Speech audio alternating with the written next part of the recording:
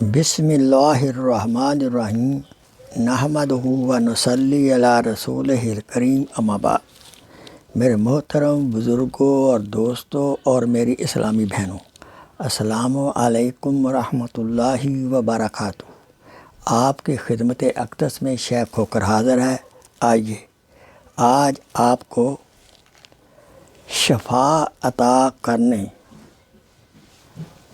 والی اشیاء والی صفات بتاتے ہیں، اور ہر ایک انسان کو ہر وقت تا آخری دم شفا چاہیے۔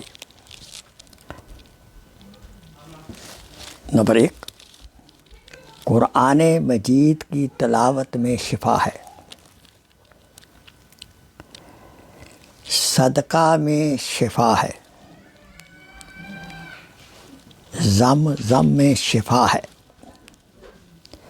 شہد میں شفا ہے، صلہ رحمی یعنی رشتہ داروں کے ساتھ بہترین سلوک کرنا میں شفا ہے، سورہ فاتحہ میں شفا ہے، کلونجی میں شفا ہے، اور سفر کرنے میں شفا ہے، بالخصوص اگر سفر دینی سفر ہو۔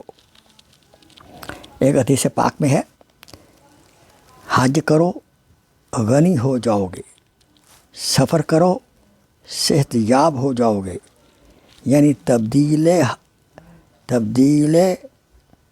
آب و ہوا اکثر صحت کا سبب بنتی ہے۔